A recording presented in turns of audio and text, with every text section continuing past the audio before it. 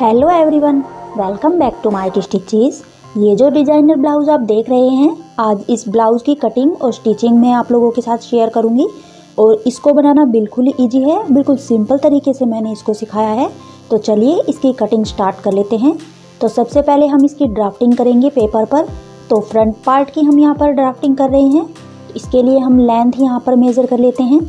Length हमारी blouse की है 14 इंच और 36 साइज़ का ब्लाउज़ मैं यहाँ पर आपके साथ शेयर करूँगी। आप अपने साइज़ के अकॉर्डिंग यहाँ पर मार्किंग करते जाइएगा। तो यहाँ पर 14 इंच मैंने लेंथ मार्क कर ली है और इस लाइन को हम सीधा कर लेंगे। अब यहाँ पर हमें शोल्डर के लिए मार्किंग करनी है। तो शोल्डर यहाँ पर मेरा 14 इंच है। 14 का हाफ होने पर हम यहाँ पर 7 इंच पर मार्किंग करेंगे और 7 इंच में से 2 इंच माइनस हम करके 5 इंच पर शोल्डर के लिए मार्किंग करेंगे। तो ये 5 इंच पर हम अपना शोल्डर का मार्क कर लेते हैं। आप अपने शोल्डर के अकॉर्डिंग यहाँ पर मार्किंग कर लीजिएगा। अब यहाँ पर हम आर्म होल मार्किंग करेंगे। तो जितना हमारा शोल्डर है उसमें से 1 इंच हम माइनस करके यहाँ पर आर्म होल का निशान लगाएंगे और इन लाइनों को स्ट्रेट कर लेंगे। तो ये मैंने मार्किंग कर ली है आर्म होल के लिए भी। और इस लाइन को हम आगे तक डॉटेड पॉइंट में बढ़ा लेंगे। अब यहाँ पे आर्म होल वाले मार्क को भी हम ऊपर शोल्डर वाले मार्क से मिला लेते हैं और 1.5 इंच पर हम यहाँ पर आर्म होल की मार्किंग करते हैं गोलाई की। लेकिन फ्रंट पार्ट का है तो इसलिए हम यहाँ पर 1 इंच पर आर्म होल की गोलाई लगा लेते हैं। चेस्ट के लिए मार्किंग करेंगे तो चेस्ट आपकी जितनी है उसको आप 4 से डिवाइड कर लीजिए और ½ इंच इसमें लूजिंग के लिए और 1.5 से 2 इंच मार्जिन के लिए ऐड करके मार्किंग कर लीजिए। और इस लाइन को हम आगे तक बढ़ा लेंगे चेस्ट वाली मार्किंग को। अब हमें यहाँ पर बस्ट पॉइंट के लिए मार्किंग करनी है। तो यहाँ पर चेस्ट का 4th पार्ट प्लस 1.5 से 2 इंच हम यहाँ पर बस्ट पॉइंट निकालते हैं। और जो बस्ट पॉइंट की विड्थ है वो चेस्ट को 10 से डिवाइड करने पर हमारी बस्ट की विड्थ आ जाती है। तो इसी तरह से हम मार्किंग करके और नीचे तक इस मार्क को मिलाते हुए और यहाँ पर निशान लगा लेंगे। अब हमें यहाँ पर ऊपर इस वाली लाइन को जो हमने सेंटर पॉइंट निकाला है इसको डॉटेड पॉइंट लगाते हुए ऊपर तक हमें मिला लेना है, क्योंकि हम बस्टियर टाइप में आज इसकी ब्लाउज़ की कटिंग करेंगे तो इसलिए मैंने ये लाइन ऊपर तक बढ़ाई है। अब हमें यहाँ पर जितना चेस्ट के लिए लिया है उतना ही एक बार के लिए नीचे कमर के लिए मार्किंग कर लेनी है। और जितना आपका कमर है उसको 4 से डिवाइड करने पर जितना आता है उतना मार्क करने पर आप यहाँ पर मार्किंग कर लीजिए। और जो लास्ट में जो पार्ट बच जाएगा उसको हम यहाँ पर टक्स में ऐड करते हैं। तो इस तरह से मैंने ये मार्किंग कर ली है दोनों साइड में, जिस तरह से हम प्रिंसेस कट की करते हैं सेम उसी मेथड से। और अब यहाँ पर प्रिंसेस कट वाली हम शेप नीचे ड्रॉ कर देंगे। सिर्फ ये शेप हमें नीचे ही ड्रॉ करनी है, ऊपर हमें यहाँ पर बस्टियर टाइप में मार्किंग करनी है। तो उसके लिए हमें अलग से मार्किंग करनी होगी यहाँ पर।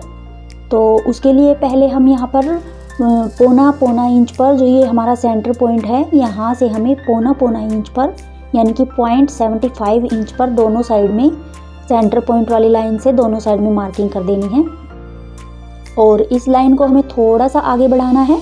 तो उसके लिए जितना हमारा कप साइज़ है बस्ट का 10th भाग उतना हमें मार्किंग करके और उससे 1.5 इंच ऊपर की साइड में एक निशान लगाना है। इस तरह से यहाँ तक हम अपने नेक की शेप रखेंगे। तो इसलिए मैंने ये 1.5 इंच पर मार्किंग की है। तो उससे पहले हम नेक की विड्थ यहाँ पर 2.5 इंच रख लेते हैं। और अब नेक की जो लेंथ है वो आप अपने अकॉर्डिंग यहाँ पर रख लीजिएगा। मैं यहाँ पर 7 इंच नेक की लेंथ रख रही हूँ फ्रंट पार्ट के नेक की। और इस जो मार्किंग मैंने 7 इंच पर की है इस मार्किंग से हमें यहाँ तक इस मार्किंग को इस तरह से डॉटेड पॉइंट लगाते हुए मिला लेना है। तो ये हमारी नेक की शेप मैंने लगा ली है। आप अपने अकॉर्डिंग जो नेक यहाँ पर रखना चाहें वो नेक यहाँ पर रख सकते हैं, लेकिन इसमें जो है स्वीट हार्ट शेप ही नेक है और इसलिए मैं यही वाली तो इस तरह से ये वाली मार्किंग मैंने कर ली है। नेक की विड्थ आप अपने अकॉर्डिंग जितनी चाहे उतनी चौड़ी रख सकते हैं। मैं यहाँ पे नेक की विड्थ भी नीचे से 2.5 इंच ही रख रही हूँ। आप यहाँ से 3 इंच, 3.5 इंच, 4 इंच तक नेक की विड्थ रख सकते हैं इस तरह से। तो मैंने तो ये 2.5 इंच रखी है क्योंकि ज़्यादा ब्रॉड में नेक नहीं यूज़ करती हूँ, इसलिए मैंने इसमें विड्थ कम रखी है नेक की। तो अब हमें यहाँ पर इस शेप को जो नेक वाली शेप है इसको यहाँ शोल्डर वाले पॉइंट से मिला लेना है। तो आप अपने अकॉर्डिंग यहाँ पर नेक और शोल्डर रख सकते हैं, कम या ज़्यादा। मैंने जो ये शेप लगाई है, इस शेप से भी आप अपना मार्किंग कर सकते हैं। अब हमें यहाँ पर जो पट्टी है ये शोल्डर वाली, इस पट्टी को यहाँ पर बनाना है कि आप कितनी चौड़ी यहाँ पर पट्टी रखना चाहते हैं। अगर आप स्लीवलेस यहाँ पर ब्लाउज़ बना रहे हैं तो वो आप अपने ऊपर अपने साइज़ के अकॉर्डिंग किसी भी तरह से बना लीजिए। मैं यहाँ पर ये 1 इंच चौड़ी पट्टी मैं यहाँ पे रखूँगी। वो पट्टी हमारी वैसे तो मार्जिन में जो हम नेक में और स्टिचिंग में लगाएंगे सिलाई मार्जिन, वो उसी में हमारी ऐड हो जाएगी। 1/2 इंच के करीब हमारी पट्टी बचेगी। तो ये पट्टी मैंने करीब 1 इंच की और दोनों साइड में 1/2 इंच का मार्जिन छोड़ते हुए पट्टी का ये शेप मैंने लगा लिया है। तो अब इस शेप के ऊपर आप या तो आप इस पट्टी को साथ भी अटैच रख सकते हैं इस पैटर्न के, या फिर आप इसको अलग से कट भी कर सकते हैं। तो ये वाली नेक वाली मार्किंग हमारी हो गई है। अब इस मार्किंग को हमें जो हमने 0.75 इंच निशान लगाया था उसको हमें ऊपर मिलाना है। तो इस तरह से हमें ये डॉटेड पॉइंट में पहले दोनों साइड में जो निशान लगाया था उसको नीचे तक इस तरह से मिला देना है। और डॉटेड पॉइंट के बाद इसको हम डार्क कर लेंगे। तो ये वाला ऊपर का हमारा जो भी है मार्किंग हो गई है। अब हमें यहाँ पे कमर की मार्किंग कर लेनी है। तो 8 इंच की हमारी कमर है, तो हमें 8 इंच की यहाँ पे कमर के लिए मार्किंग करके और 1.5 इंच जो हमने ऊपर मार्जिन रखा था उतना ही हमें इधर मार्जिन का निशान लगा के मार्किंग कर लेनी है। और इन पॉइंट्स को नीचे जॉइंट कर लेना है। फिटिंग वाले पॉइंट को फिटिंग वाले पॉइंट से और मार्जिन वाले पॉइंट को मार्जिन वाले पॉइंट से। अब नीचे से हमें 1 इंच पर मार्किंग करनी है और इस मार्किंग को इस तरह से नीचे मिला लेना है। तो ये वाली मार्किंग हमारी हो गई है। अब यहाँ पे हमें इसी मार्किंग के ऊपर कटिंग कर लेनी है। तो अब इस पैटर्न को रख के हम एक बार बैक पार्ट की मार्किंग कर लेंगे। उसके बाद हम इसकी जो ये टक्स के लिए जो मार्किंग की है उसको हम कट करेंगे। तो एज इट इज़ एक बार इसको हम कॉपी कर लेंगे बैक पार्ट के लिए। तो ये मेन जो पॉइंट्स हैं हम सिर्फ उन्हीं को ही कॉपी करेंगे, पूरी हमें यहाँ पर मार्किंग नहीं करनी है। सिर्फ एक आइडिया के लिए हमें यहाँ पर फ्रंट पार्ट को रखते हुए इसकी मार्किंग करनी है।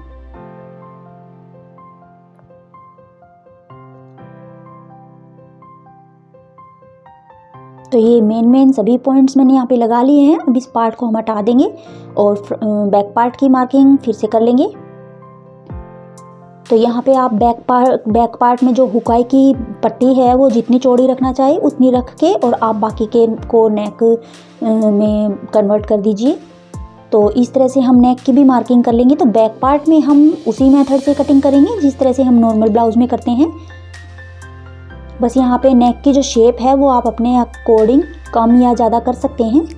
तो इस तरह से हम नेक को हाफ में डिवाइड करते हुए और यहाँ तक हम ऊपर तक इसको स्ट्रेट रखेंगे इस तरह से, और फिर नीचे की तरफ हम इसको इस तरह से शेप, जिस तरह से हमारी ब्लाउज़ की शेप है उस तरह से हम थोड़ा थोड़ा राउंड करते हुए और इस ब्लाउज़ की शेप नेक की लगा लेंगे। तो ये मैंने नेक की मार्किंग कर ली है इस तरह से। अब यहाँ पे टक्स के लिए भी मार्किंग कर लेनी है। तो जैसे कि हमने फ्रंट पार्ट में टक्स के लिए मार्किंग की थी, सेम उसी मेथड से हमें यहाँ पे टक्स के लिए नीचे लाइन ड्रॉ कर लेनी है और दोनों साइड में 1/2 इंच का मार्जिन छोड़ते हुए टक्स के लिए मार्किंग कर लेनी है। तो यहाँ पर हमने जो चेस्ट फ्रंट पार्ट में रखी थी वही हमने चेस्ट यहाँ पर रख लेनी है और कमर का भी वही पॉइंट हमें लगा लेना है यहाँ पर। आप दोनों साइड में टक्स के लिए 1/2 इंच की मार्किंग करते हुए और ऊपर टक्स का पॉइंट हमें मैच कर लेना है इस तरह से। और फिटिंग वाली मार्किंग को फिटिंग वाली मार्किंग से और मार्जिन वाली मार्किंग को मार्जिन वाली मार्किंग से मिलाते हुए हमें नीचे से 1 इंच का मार्जिन रखते हुए नीचे इस तरह से मिला लेना है। और ऊपर शोल्डर की और उसकी नेक की तरफ से 2 पॉइंट कम करते हुए नीचे भी हमें यहाँ पर मिला लेना है। तो फ्रंट पार्ट वाला हमने आर्म होल यहाँ पर ड्रॉ कर रखा था। बैक पार्ट के लिए हम थोड़ा सा आर्म होल की शेप फिर से लगा लेंगे और सेम इस मार्किंग के ऊपर हम कटिंग कर लेंगे। तो ये फ्रंट और बैक पार्ट की हमारी मार्किंग हो गई थी।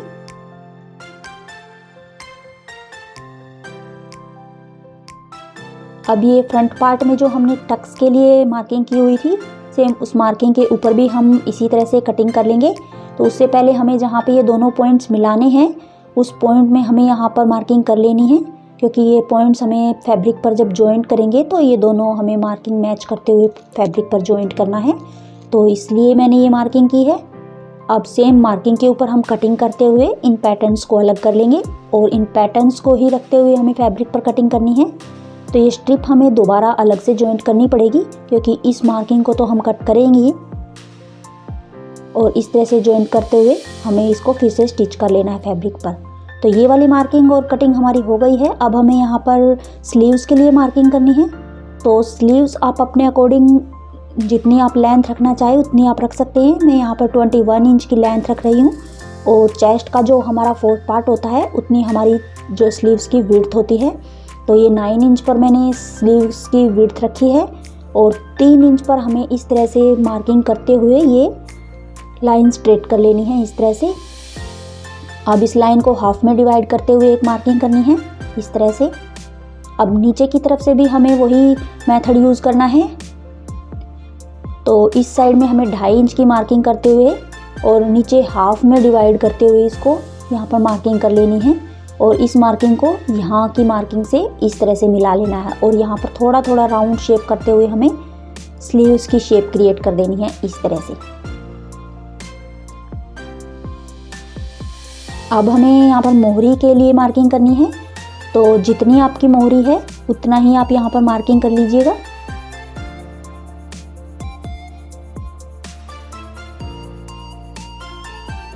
तो लेंथ मैंने यहाँ पर 21 इंच रखी है। आप अपने अकॉर्डिंग अगर शॉर्ट स्लीव यहाँ पे बनाना चाहें तो आप अपने अकॉर्डिंग यहाँ पर स्लीव्स की मार्किंग कीजिएगा। यहाँ पे मैंने स्लीव्स की मोहरी और 1.5 इंच का मार्जिन ऐड करते हुए और इस लाइन को स्ट्रेट कर दिया है इस तरह से ऊपर वाले पॉइंट से मिलाते हुए।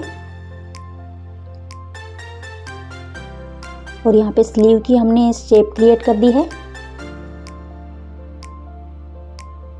ये फ्रंट वाला हमने 1/2 इंच का मार्जिन इधर ऐड कर दिया है। अब सेम इस मार्किंग के ऊपर कटिंग कर लेंगे और ये वाला पार्ट हम फैब्रिक पर कट करेंगे। ये हमने पैटर्न सभी बैक फ्रंट और स्लीव्स के बना लिए हैं। सेम इन पैटर्न्स को रखते हुए हमें फैब्रिक पर भी इन पैटर्न्स को कट कर लेना है। तो ये पैटर्न्स मैंने कट कर लिए हैं फैब्रिक पर रखते हुए और इनके मैंने 1/2 इंच मार्जिन ऐड करते हुए और इनकी कटिंग की है सभी साइड में जहाँ ज़रूरत थी हमें मार्जिन ऐड करने की 1/2 इंच की। और सभी पैटर्न्स कट करने के बाद अब हम इनकी स्टिचिंग करेंगे। तो सेम हम जिस तरह से नॉर्मल ब्लाउज़ की स्टिचिंग करते हैं सेम उसी मेथड से हमें इन ब्लाउज़ की स्टिचिंग कर लेनी है सभी पार्ट्स को जॉइंट करते हुए। तो चलिए मशीन पर चलते हैं। अब हमें सबसे पहले बैक पार्ट के टक्स को स्टिच कर लेना है। तो इस तरह से जो हमने मार्किंग की हुई थी टक्स के लिए 1/2 इंच की, सेम उस मार्किंग के ऊपर हमें इस तरह से टक्स लगा लेने हैं बैक पार्ट में।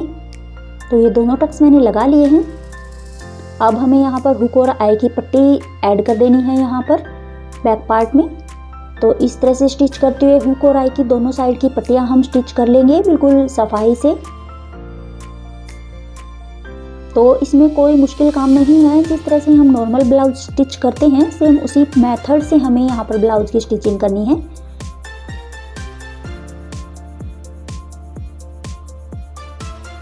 बस हमें फैब्रिक को स्टिच करते टाइम ये ध्यान रखना होता है कि हम उल्टा वाला फैब्रिक तो जॉइंट नहीं कर रहे हैं, क्योंकि कई बार ऐसा हो जाता है कि दोनों साइड के फैब्रिक हम एक ही तरफ से स्टिच कर देते हैं, फिर बाद में हमें वो सिलाई खोलने में बहुत दिक्कत होती है।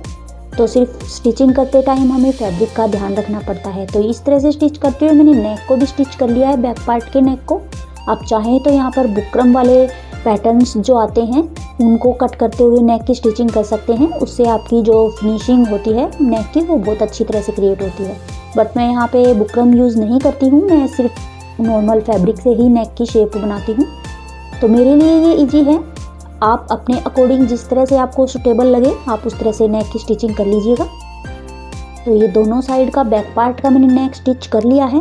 अब उनको दोनों साइड में हमने पलट कर और थोड़ा सा कॉर्नर पर नोचिंग करते हुए और फैब्रिक की जो पट्टी हमने अटैच की थी उसको हमें इस तरह से पलटते हुए और इसकी स्टिचिंग लगा लेनी है। बाद में इसके ऊपर हम तुरपाई कर लेंगे। अभी ये कच्ची सिलाई में लगाते हुए और नेक को स्टिच कर रही हूँ। तो इसी तरह से बिल्कुल सफाई से हमें ये दोनों साइड के नेक को कंप्लीट कर लेना है।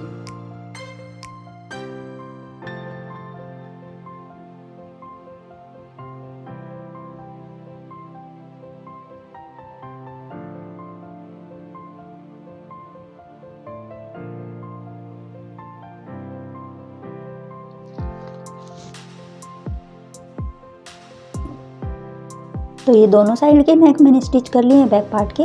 अब बीच में जो हमने उकाई की पट्टी लगाई थी उसको हम एक बार कच्ची सिलाई लगा के और जॉइंट कर लेंगे।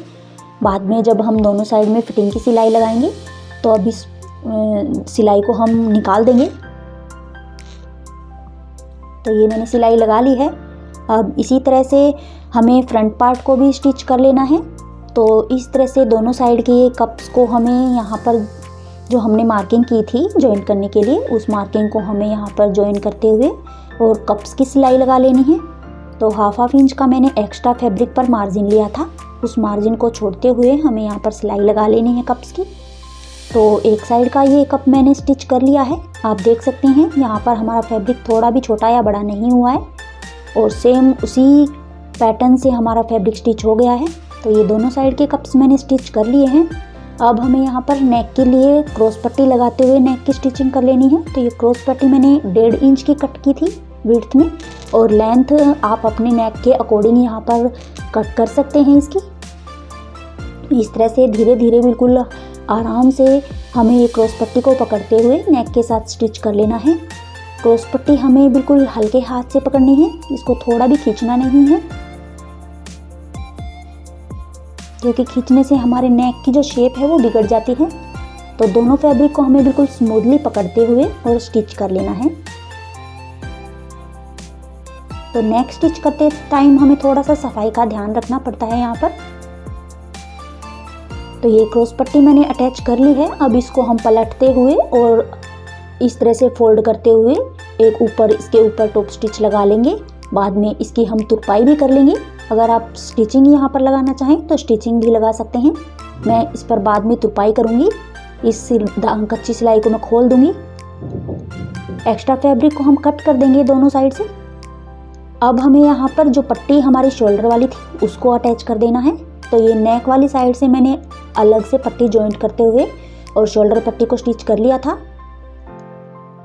और ये शोल्डर पट्टियाँ भी मैंने स्टिच कर ली है फ्रंट पार्ट में। अब दोनों साइड के शोल्डर्स हमें स्टिच कर लेने हैं बैक और फ्रंट पार्ट के। तो इस तरह से स्टिच करते हुए शोल्डर्स मैंने स्टिच कर लिए हैं। अब हमें यहाँ पर शोल्डर स्टिच करने के बाद साइड वाली जो हमने फिटिंग की सिलाई लगानी है 2-2 या 1.5 जो भी आपने मार्जिन छोड़ा है उस मार्जिन को आप यहाँ पर मार्किंग करते हुए और साइड की फिटिंग की सिलाई लगा लीजिएगा ब्लाउज़ की। तो दोनों साइड की इसी तरह से हमें फिटिंग वाली सिलाई लगाने के बाद और नीचे से हमें फैब्रिक को फोल्ड कर लेना है इस तरह से। तो इसमें हम 1 से 1.5 इंच मार्जिन नीचे जब हम पैटर्न्स को रखते हुए फैब्रिक पर कट करते हैं तो हमें फैब्रिक में मार्जिन ऐड कर लेना है फोल्डिंग वाला नीचे से। तो ये मैंने 1.5 इंच का मार्जिन इसमें ऐड कर लिया था। तो मार्जिन हमें नॉर्मल ब्लाउज में जिस तरह से हम छोड़ते हैं 1.5 से 2 या 1 इंच जितना भी आप छोड़ते हैं उतना ही आप नीचे से हर ब्लाउज में छोड़ दीजिएगा। तो इससे हमारे जो ब्लाउज की शेप है वो अच्छी तरह से फिनिशिंग के साथ कंप्लीट होती है।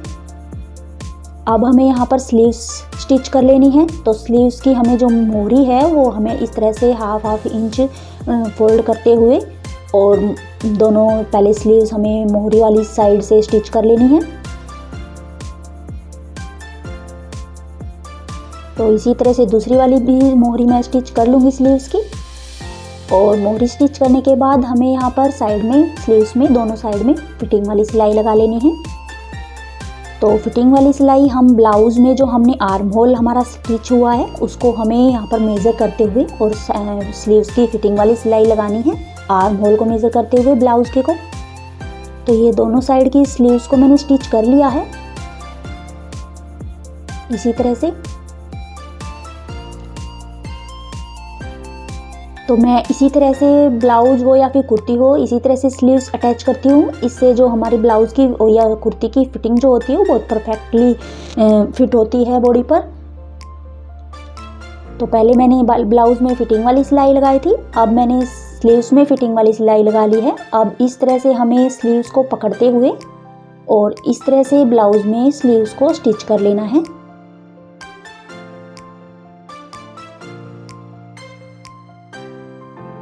तो इस तरह से स्लीव्स हम जब जिस भी फैब्रिक में कुर्ती हो या फिर ब्लाउज इस तरह से स्टिच करते हैं तो ब्लाउज़ की फिटिंग बिल्कुल परफेक्ट आती है।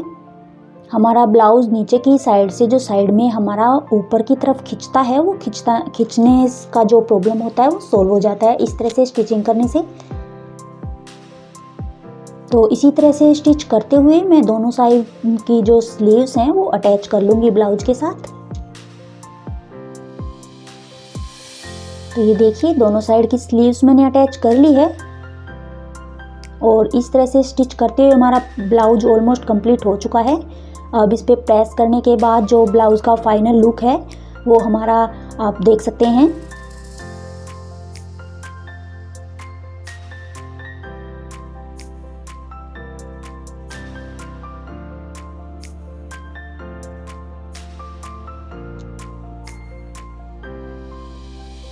तो गाइस ये है हमारे ब्लाउज़ का फाइनल लुक। इस पे मैंने प्रेस करके अच्छी तरह से ब्लाउज़ को सेट कर लिया है। तो आज के लिए बस इतना ही। आई होप मेरा ब्लाउज़ का ये जो पैटर्न है ये आपको बहुत अच्छी तरह से समझ में आ गया होगा कटिंग एंड स्टिचिंग का। तो गाइस आज के लिए बस इतना ही। मिलते हैं नेक्स्ट वीडियो में नेक्स्ट किसी ट्रेंडिंग और लेटेस्ट ब्यूटीफुल डिज़ाइन के साथ, वो चाहे कुर्ती का हो या फिर ब्लाउज़ का। इसी तरह से हम स्टिच करते चले जाएंगे।